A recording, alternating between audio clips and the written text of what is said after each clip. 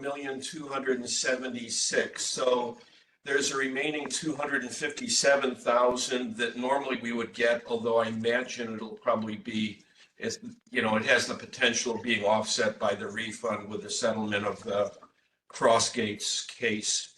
And I guess the only thing that's remarkable is that line 29 down at the bottom. I mean, we were very favorable on interest and investment income.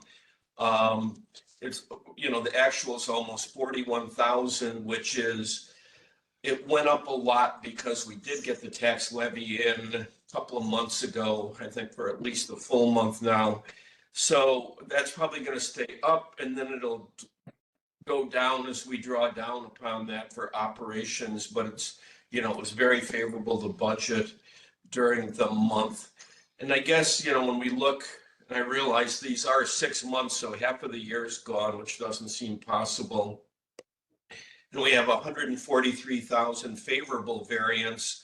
So you would expect in 12 months that will probably be, maybe 280,000 if we go along this way. It probably won't be quite that favorable. And as I probably mentioned before, in June, we did budget the account, the plug account basically for capital improvements, but that was 291,000. So, we should have plenty of, even after paying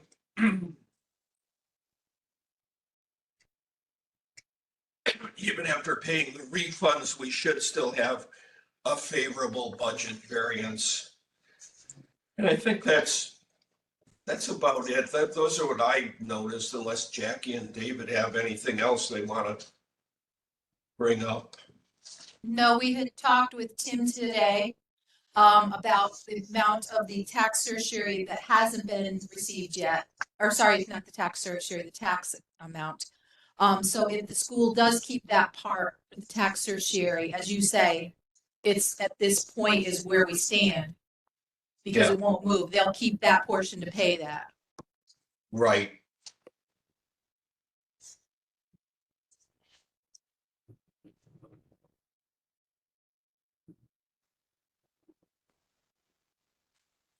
Any other comments or anything on the current financials? Thank you, George. Sounds like we're in good shape.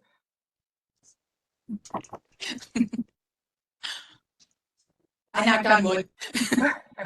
Yeah, knock on wood. Me too.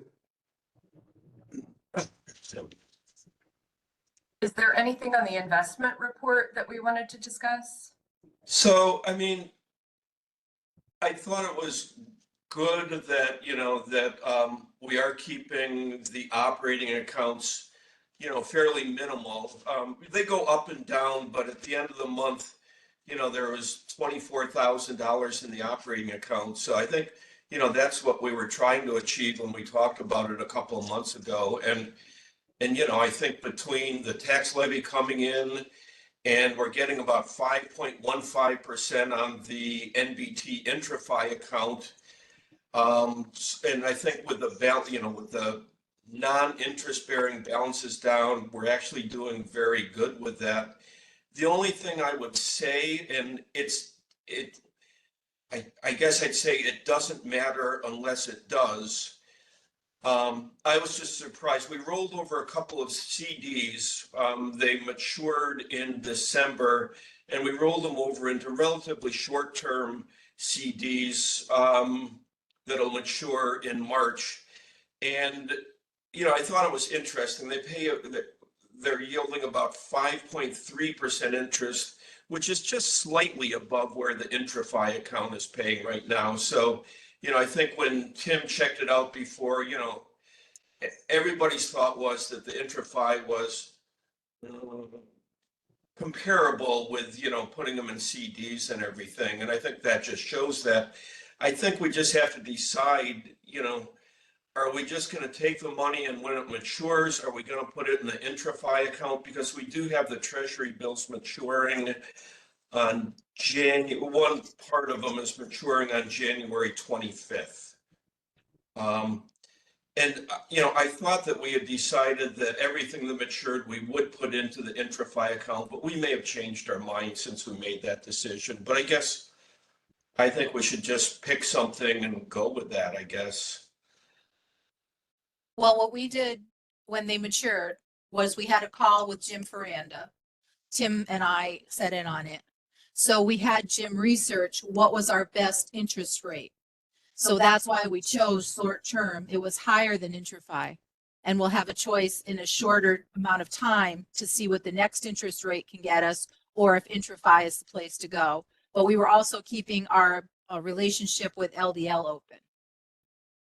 And, and I think it's fine, and I think that we should give you the leeway to do that, but the last resolution said that when everything matured, it would go into the IntraFi account. So I think we should just, clarify that so that it's documented, so that if anybody were to ask, that's the reason. And I think it is better. So, I mean, that's not a bad thing. But I think it's just a matter of, having the approval documented and everything. George, I'm not positive, but I'm pretty sure at one of the last two board meetings, and forgive me, I'm not trying to speak ill of you, but I think you've missed two in a row. But at one of them, we were instructed to take a look at the options whenever something matured by the board and take the best option. And we've got so much that's, one of the great things about the IntraFi is that it's completely liquid. But we thought that the difference between the IntraFi's current rate at that day and what Ferranda could get us in CDs for a very short time was worth, grabbing that little extra bit of income. What I'm not sure about is, and I don't know if Corey, you would remember, or Tony, but I don't know if that was a board resolution or more of just an informal board recommendation. But we really didn't do it on our own authority. We were directed to do it. And I guess it would be nice if it were in the minutes, but I mean, maybe, we put it in the IntraFi because it was convenient and everything, but I mean, it's marginally more money. I mean, on $300,000, 15 basis points might be $100 or something. But I mean, if we wanted to put more in CDs, we could certainly do that as well. I mean, you could take another, we've got almost $5 million. So I guess if we think it's good for 300,000, then maybe we should look at, more money and do the same thing, if that's the logic. Yeah, if I'm remembering correctly, and I don't have my minutes or anything from that board meeting in front of me, I was just looking to see if I did. But if I remember correctly, when this was brought to the full board, there were some concerns about ruining our relationship with our previous banking institution. And we were just talking about the money that was maturing and potentially keeping it there. So when the rate was slightly higher, the board as a whole felt more comfortable putting it in that. Does that sound familiar to folks? Yes. Yeah. Okay. Yes. But, And that's why we also talked with Jim about what's the current rate, how far it was moving down or up, and what he was seeing. So that's why we went with the short term and the highest rate. If I remember right, the short-term CD that we have here is extendable after 3 months or something like that. Does that ring a bell for you, Jackie? I think yes, and he bought it in two pieces, I think. So yeah, Okay. but it turns over. But I think George might be clearly has reviewed the minutes, and if we didn't have an actual board resolution, maybe we should this Thursday evening, directing Jackie and I what to do. They're in late January, you said the next one matures, right, George? The treasury bill matures then, yeah. So I'm still on board, and I would like to act with authority that is given to me by the board. So, so request made. But I like the way you toasted that. More in CDs. Do we want to put more in 3-month CDs? Okay, we'll check out what the rate is, see I what goes mean, on. if the rate's similar to that, you would get a little bit more and, it's like, I think that would be fine. I think it's good to keep it in the liquid, but if you can get a better rate for 3 months, it wouldn't hurt. So, And I hate to tell you, George, but it was a Coca-Cola. I thought I had put the mute on, but I guess I hadn't. I am gonna have a second one, Oh, so. and thanks for pointing out that I missed the last couple of meetings. That could very well be true. So, That's probably reflected anyway, So Yeah. I'm not telling anybody anything they don't know. Plus, I don't think anybody's watching. Anniversary is a good excuse. Yeah, 40. yeah, that was the reason. Now that you say that, that was the reason. Yeah, I would have been in deep trouble. So I guess this is something that I'll put in my finance committee report to bring up to the full board. Yeah, I mean, I think the policy says one thing, the resolution said another, but I mean, in my mind, we should give them the authority. I mean, if they can get a better rate on a couple $1 million more money and still have the liquidity, then, that would be great. Split it up a bit. Tony, are you comfortable with us bringing that to the board to just say whatever the best rate is for this money that turns over? Or do you think we need to have more specification? Well, you also have to look at when it's going to mature. Like one Right, reason we liquidity. did it was so short Right. of a maturity. Because we didn't want to tie it up for 12 months or something like that. Oh, And I did notice in the investment report or in the report on the IntraFi, there is a listing of all the banks and where they're located, where all the money is. So if anybody is ever interested in that, I did see it there. And there's a lot in New York and it's kind of spread out a little bit.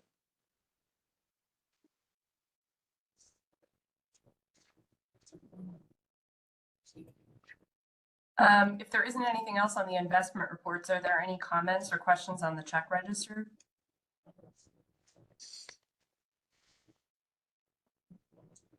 That's all quiet. Nope. When I looked at it, I wondered why we were paying taxes to the receiver of taxes, but that's the water bill, right? Water and sewer. Yeah. Yeah.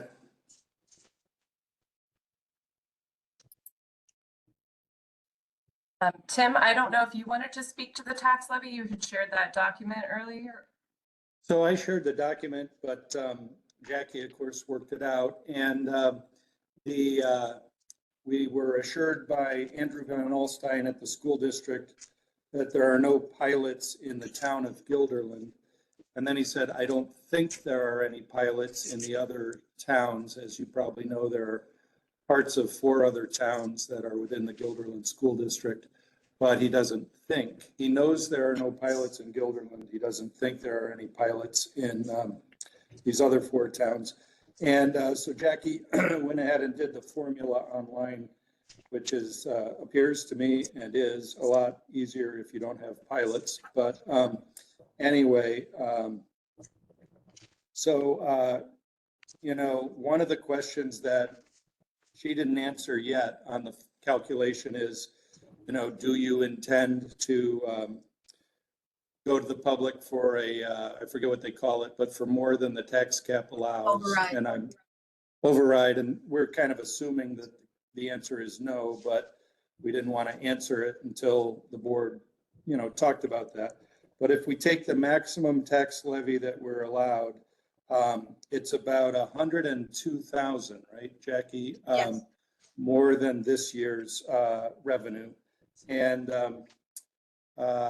so that's your potential starting number. And, it basically is up to first the finance committee and then the board, whether you're going to take the whole thing or whether you're going to take less than the whole thing, or theoretically more, which means overriding. But I know that there's one board member, Mike, who, has been asking some good questions about, the philosophy behind taking money, when you might not absolutely have to have it. you know, and there's another strategy that the director over at Bethlehem does, which is he goes to the public with a 0% tax levy increase most years, but he uses their built up fund balance to cover increasing costs. So that's why they are able to pass their budget with a higher percentage of approval than us, because he's pulling a little trick there, a legal trick, a trick which is legal, not illegal. But anyway, you know, those are your options. I personally have always recommended that you go ahead and take the full tax levy, because if you take anything less, you're taking that amount less for every year in the future. But there is, and Mike will point out at some point, that there's the differing philosophy is that I worked there for the development of those 10 budgets while we were always looking at planning or doing or completing a building project. But now that the project is essentially completed, there is arguably not anything as urgent to save up for. And so you kind of could expect Mike to bring that point of view, because he's brought it many times. And I don't disagree with it necessarily. It's just part of your happy duty as the fiduciaries of the organization to kind of hash that out. Has that typically been decided before we even start budget planning? Or is it helpful to sort of get some preliminary numbers for the budget and see where it goes? Well, speak of Mike, I was just talking about one of your philosophies, Mike, relating to the tax levy. But I actually can't recall the answer to your question, Corey. So maybe since Mike showed up in such a timely manner, Mike, did we usually as a board decide on the full tax levy or less than the full tax levy before we did the budget development process, so that we would know our true starting point? No, that's so. Do you mean in my experience in the 2 years that I was involved in it, the just that number was you know, determined. I guess we usually got it from the school. They helped to do the calculations or whatever. And as part of the budget process, that number was provided to the committee members that were, you know, doing as part of the whole budget process. And I think at least one of the last 2 years, at the beginning of the budget process, we didn't have the final numbers. We had like the estimate based on just the 2% increase, but we didn't know the population growth factor, or the whatever the other growth factor. So that got adjusted as the budget process went along, and that number came in. And then, you know, and then we just use those numbers in presenting the budget, and then that the budget as a whole, including that number, just all got presented to the board once it came out of committee. But Corey, to go back to your question, it is a very logical starting point. However, 102,000, like, you know, if $102,000 is 2%, then $25,000 roughly is 0.5%. So, you know, you could do some theoretical different starting points. But anyway, you know, Mike, what I was talking about right when you logged on is that for my 10 years, we were always looking forward to doing a project, and we're no longer looking forward to doing a project. And then I mentioned that, you know, when we were talking with Jeff Kirkpatrick and one or two of his board members over at Bethlehem, that they, in fact, typically announce a 0% tax increase, but make up any cost increases through fund balance. So, you know, there are a number of approaches from which you can start. And I'm only familiar with starting with taking the full levy. Can I speak to what I know about budget? When we started a budget, normally I would knock it down 10 to 25,000, but that's because we have tax surcharges. If you're not looking at one of those this year, you could stay where the tax cap tells you can go, because again, you're limited to that $102,000. So you also have, like right now, you're doing a project inside the library, which is remodeling the adult services desk. And part of that desk alone is $34,000. That's So coming out of the $100,000 project. in your budget is not that big, with $100,000 being your tax cap increase, It's coming out of the project, not the budget. right, for now. I think, you know, my greatest question is like, if we're talking about the need for the full tax levy or not, like if we start with the numbers that we know that we need in building the budget and work backwards to see where that ends up, to help us determine if we need to take the full tax levy. I'm not saying we do or we don't, but I don't really know enough, and I recognize I put that next on the list about how the budget process is going to go, since this is a different year for us, as Tim will be leaving in a few weeks. And I believe at this point, Nate is going to kind of take the lead on working with that role that you had been, Tim. Yeah. Okay. And honestly, like when we did it in the past, usually our fiscal officer would do it, but under the guidance of the finance committee. So you'd have finance committee meetings that were essentially just to build the budget. And, you know, I'm not obviously telling you guys how to do things, but, you know, you usually, in my time, we usually needed 3 or so meetings focused just on the budget in order to kind of hash it all the way out and make the finance committee recommendations, which were then adopted at a board meeting. You know, before, you know, you guys have a board meeting April 18th and the budget is due to the district on April 22nd. So last year, the way it worked was that a preliminary budget had been written and was approved by the board in March. And then it was approved again in April with a few tweaks. You know, like for the other board members that are not on the finance committee, that's a great way to do it because it gives them time to become familiar with the budget that, you know, theoretically they might be interviewed about or just asked about in the grocery store and et cetera. So And I think what my question is about before that happens, who is the initial point who is drafting the budget before it even lands with the finance committee? Is that Jackie, or will that be Nate? Like, who is running those first round of numbers that are going to come to us at the first budget meeting? well, Nate is willing and able, and I presume, although I haven't spoken with her, that Jackie is willing and able. But it starts with a staff member, certainly. You know, I mean, you could, when I said that, certainly it didn't sound quite right. It's certainly possible to, you know, have one or more board members do that. I just haven't seen it done that way before. I have no problem with that. I was just trying to get an idea on, like, you know, the point person at this stage in the game, whether or not we're seeing that as Jackie starting this process, or as Nate, or both combined with David. And, you know, I'm just trying to get a handle on that. The first part of it before it comes to us. I personally don't need to be involved. We don't know the numbers in the same way until you have a draft, but others are willing to happy to share.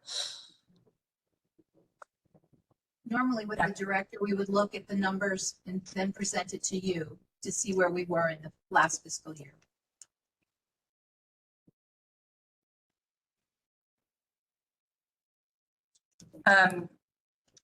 Do we have any idea of when there might be some basic numbers ready to present for us to take a look at? Do we have any sort of timeline on that? You know, all I can tell you is the timeline is typically, you know, first draft in January, second draft in February, third draft in March, you know, and then minor tweaks. I don't think it's any big problem, you know, like it is obviously an important thing to do, but all we do is we take last year's budget and then get an analysis from the fiscal officer of which lines were overspent and which lines were underspent. And then we go to the finance committee and talk about revenue and expenses line by line. And we tend to do that 3 times because in the process of doing it, you come up with questions like, why is it that the photocopy revenue line is 20% less than we predicted it to be? I'm making that up, but you give the staff homework at each of those meetings. I did talk to Nate. I've talked to Nate several times in the last week or two. And, for him to transfer last year's budget using the exact same spreadsheet to a new spreadsheet, and then to get from Jackie the status of what lines, where we are in terms of our performance with each revenue and expense line, I think is less than a day's work. Yeah, so Jackie's shaking her head yes, which I'm pleased to see because, we're in this time of transition and we honestly don't know who's going to do it, but we can handle it between Nate and Jackie. I think there's no problem with letting the dog out.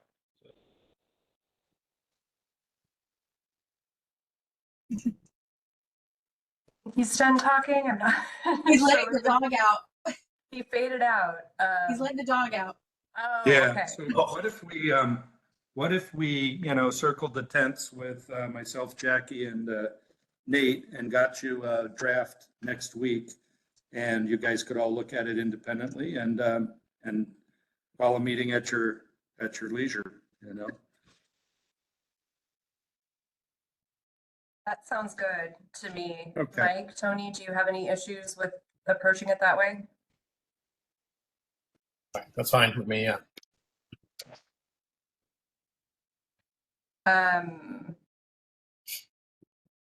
I sort of skipped because I jumped right into asking a question about this budget process, but I didn't know if there were others that wanted to comment on the tax levy issue or the budget process. Okay, all is quiet. I put the audit update on there. I recognize we have a separate audit committee, but we're talking about the previous audit. So I don't know, George, have you heard back from the attorney where we stand? I had not. I wrote to her at the end of, I think, last week. I'll try calling her to see if, how long that's gonna, it would be nice to at least get an estimate of when she's gonna have that done, I guess. So. Is there a sort of like drop dead date that audit has to be completed for that will be in trouble one way or another if we haven't completed it since it's from an older fiscal year? I don't Go ahead. Yeah, I don't think there's anything from a statutory point of view because we don't have to file a 990 and we don't have to file a char, whatever it is, 500, 5,000, whatever. I mean, when you do that, it has to be done within, I think, 11 months after month end, but I don't believe that the state requires it. Right. The From only a problem we have statutory- is the 2-year accounting system. Yeah, and there's no way around that, right? No. Nope. What a pain in the neck that is, but who would have thought? Okay, George, if you want to follow up with the attorney and just let us know let Yeah. me know what she says, and I believe it's a she, but apologies if it isn't, and if there's anything I need to do to follow up with it, We don't have any public people here, do we? Public people. This isn't open, is it, to the public? I think it's streaming, isn't it? It is it's being recorded and then it'll be on our Okay, it'll YouTube stream. channel Yeah. tomorrow. Yeah, I will say it's taken her longer than I would have expected, but I guess the whole process just has taken way too long and we've got to, once we get beyond this, I think we've got to get back to a better schedule, so. And I think that, I think just that would be a good thing. So for the fiscal department, everything has to be complete so that we can switch over by the end of June, correct? And of course, you would want it done before that, but that's. Because you can't make entries more than 2 years That's back, June right? 23, I thought it, not the 22. Yeah, they can hear you. Your mic's on. Okay. Any other thoughts or comments on sort of the status of the audit? Anybody want to? I feel like we hashed it out a bit, but we're just waiting now. The final thing that I had on our list is scheduling meetings. And I just briefly wanted to ask, because I know that Nate is taking the lead, or one of the leads along with Jackie and David's assistants too, for creating the budget. He is unavailable to meet on Tuesday evenings.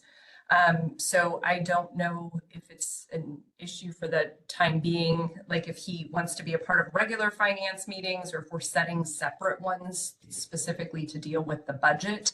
But I wanted to get a general idea of availability. I know Tony is not available during the day, so we would be talking about evenings. So are there evenings that absolutely do not work or that are best for you? Normally I'm here Tuesday and Thursday nights. Okay. What Mike? time in the evening are we thinking?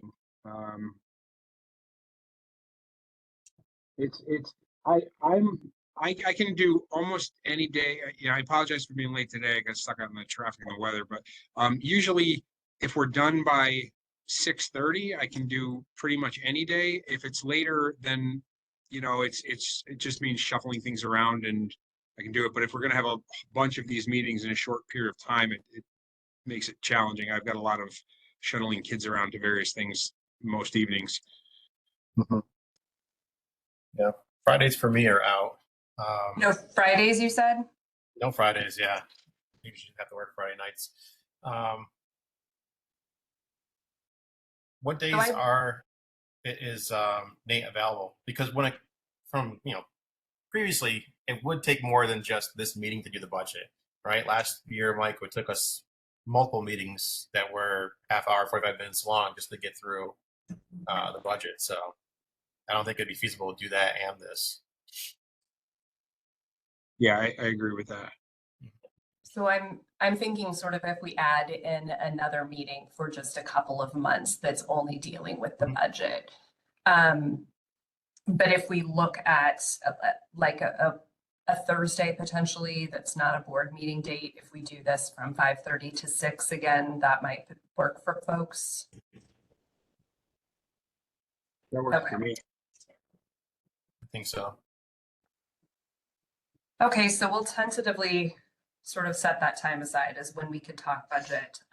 Because I agree it's a lot to sort of smash in. I realize we're 23 minutes ahead of schedule, but ahead of schedule is better than being behind. So I will chat with Nate, Jackie, everybody, make sure that that can kind of fit in. And once we get a draft that we want to look at and discuss, we can set up the first time to talk budget if that works for everyone.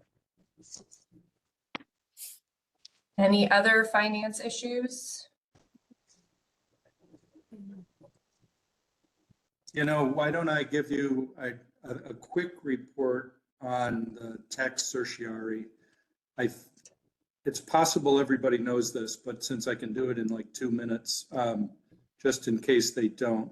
So, you know, the Crossgates thing settled with the school district, but there's still a small element of uncertainty. So they agreed to cut down the size of the Crossgates valuation significantly. And it means that the school district owes the town, or owes Crossgates, I'm not quite sure which, about $5 million. And proportionately, we owe somewhere between $250,000 and $295,000.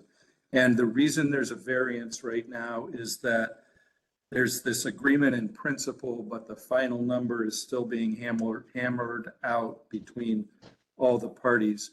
So what the school finance people have decided to do is, let's say that our 250 and 295 were their numbers, right? They've decided to go ahead and pay the 250 now because they know they owe that. And then when the thing finally hammers out and they know if it's 250 or 275 or 295, they'll pay the rest. But the reason they're paying their portion now is to avoid incurring interest charges while they keep trying to hammer out the final agreement. And I did email, I think, the finance committee about this, and I said, you know, I can't speak for you, but that seems like a really reasonable approach to me to limit your interest expenses by going ahead and paying. And I think we do need, you know, I'm not sure we need it tonight, especially since we have the full board Thursday night, but I think we probably would need a resolution to say, let's go ahead and pay the portion that we know we're going to owe. At least that's my personal recommendation, rather than letting a debt grow larger. Okay, and that could just be a simple resolution for that, right? Nothing fancy. I would think so, but I'll send myself a note to explain the situation to our new lawyer, Megan Brennan. George, I don't know if you caught up, but Chris Lynch Hampton has retired, and Gervin and Ferlazzo has now given us Megan Brennan. She's a younger lady, and she seems pretty sharp in the few meetings that we've had so far. So I should have time to contact her tomorrow and ask for a resolution. Although quite frankly, for the three board members here, I did say to her, you know, because I can sort of say whatever I want on my way out. I'm not trying to, you know, make anybody look bad, but I did tell her that our board seems to me to have a, you know, a mistaken tendency to think that every single resolution needs to be pre-written by a lawyer before it's passed. I just don't, based on the other 8 years that I did this, never found that to be true. But at any rate, you know, I don't mean that as a criticism, but that seems to be my marching orders a lot, is to go get resolutions. I think I should do it this particular time just in case. It is a financial matter, and go from there, you know. Does that make sense? Okay. Sure. And if it's not the directive of the board, that's why I asked if it was simple, that I would write it up, but it sounds like maybe we should just have her do this one and discuss in the future whether or not we need that for all You resolutions. know, just because we're talking now, Corey, like it might be prudent for you to write one and me to ask for them to write one, because our big complaint about our representation in the past is that sometimes they get right back to us and sometimes they don't. So it'd be good to have a, you know, an educated guess in our back pocket and then hope for a lawyer written resolution in our front pocket. Will do. Just let me know if you hear anything back from her, if you will. Will do. Otherwise, I'll look something up. Okay, cool. Thanks for sharing that. Anything else?